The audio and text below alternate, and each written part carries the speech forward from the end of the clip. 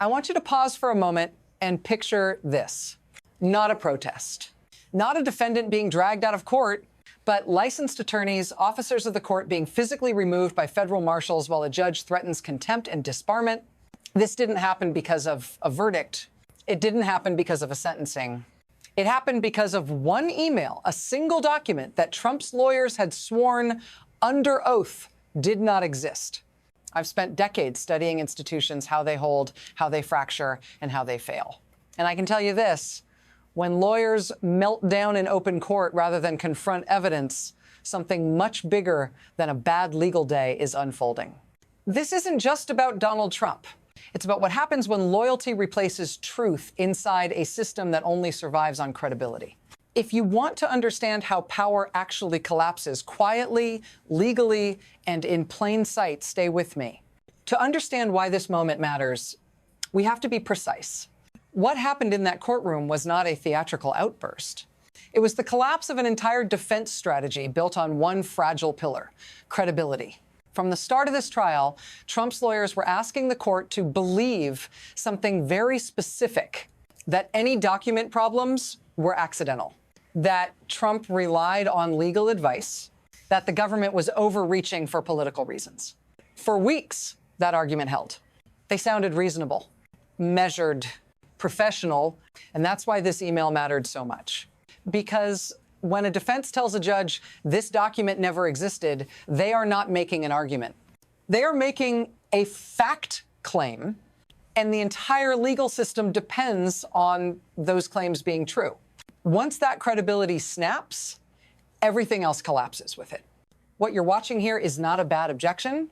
It's the moment a courtroom stops believing you. And once that happens, the consequences accelerate fast. To see how we arrived at this moment, you have to step back from the drama and look at the machinery. Federal trials don't explode like this by accident.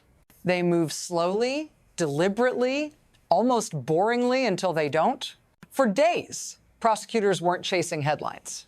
They were laying foundations, document retention policies, timelines, email chains, phone records. This is how serious cases are built, not with one revelation, but with a sequence that quietly corners the truth. At the same time, the defense was playing a different game. They weren't trying to disprove every fact. They were trying to blur intent, confusion instead of clarity, ambiguity instead of denial. That strategy can work if credibility holds. But history teaches us something brutal about institutions. They tolerate mistakes. They debate interpretation, but they do not survive lies told to their face. By the time that email appeared, the courtroom wasn't just ready. It was waiting. And when systems are ready, a single document can detonate everything. What happened next was not accidental. It was inevitable. When prosecutors said they had one more piece of evidence, the defense reacted before seeing it. That alone told you everything. Inside federal courtrooms, panic has a sound. It's objections without substance, urgency without precision, fear disguised as outrage. The email landed quietly. No theatrics, no speech, just a timestamp. August 2022, right in the middle of negotiations over classified materials. Within seconds, the lead defense attorney stood up, not to argue relevance, not to challenge authentication, but to demand an emergency sidebar. That's the moment the crisis began. Because when lawyers abandon procedure and rush the bench, it usually means one thing. They recognize the document. What followed wasn't strategy, it was instinct. Raised voices, accusations of fabrication, a demand for a mistrial before the jury could even process what they were seeing. At that instant, the trial crossed a line. This was no longer about evidence versus defense. It became credibility versus reality. And reality had paperwork. Once that happens, the collapse doesn't slow down. It accelerates. Here's the part most people miss. Courtroom meltdowns don't start with anger. They start with miscalculation. The defense believed this trial was still being fought in the realm of interpretation. Different readings, different timelines, different memories. But federal prosecutions don't hinge on vibes. They hinge on records, production logs, index numbers, chain of custody trails. When the prosecutor calmly explained that the email had been produced months earlier, itemized, indexed, and even cited by the defense itself, the mechanism snapped into view. This wasn't about forgetting a document. It was about denying its existence. That distinction matters, because once an attorney makes a factual claim to a judge, the system locks in. You either correct the record or you escalate the lie. And escalation is where careers end. The moment the defense accused prosecutors of fabricating evidence, the burden flipped instantly. Extraordinary claims now required extraordinary proof. None appeared. At that point, the courtroom wasn't watching a legal argument anymore. It was watching a system test its own limits. And systems, when pushed like that, respond decisively. This is where everything broke beyond repair. The judge did something crucial. She gave the defense a way out. A simple question, direct, precise. Was the attorney formally accusing federal prosecutors of manufacturing evidence? This was not a trap. It was a lifeline. Walk it back, correct the record, regain control. Instead, the answer was yes.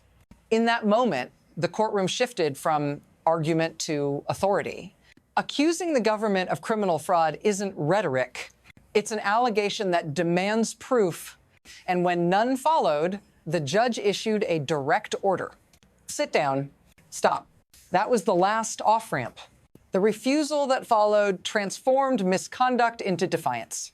A courtroom cannot function if orders are optional. When the marshals stepped forward, the signal was unmistakable. The system had chosen stability over spectacle. Then came the second attorney, standing, shouting, amplifying the chaos. That sealed it. 2 lawyers, 2 removals, 1 jury watching silently as credibility exited the room. This wasn't drama for the record. It was power reasserting itself. And once that happens, there is no rewind button. Now I want you to shift perspective.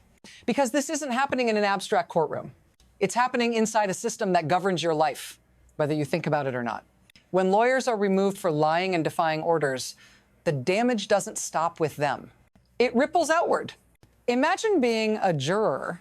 You're not parsing statutes.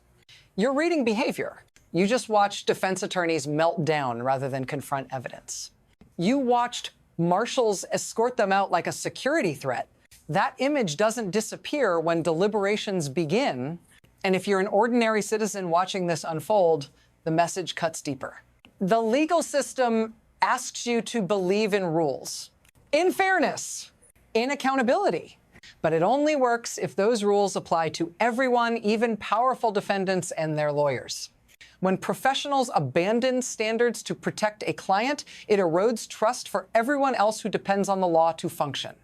If this matters to you, not as politics, but as a safeguard, pay attention. Because moments like this quietly redefine what behavior a system will tolerate. And once tolerance is gone, consequences move fast. What happened in that courtroom didn't stay there. High-profile trials are signals. They're watched by governments, legal institutions, and political movements far beyond national borders.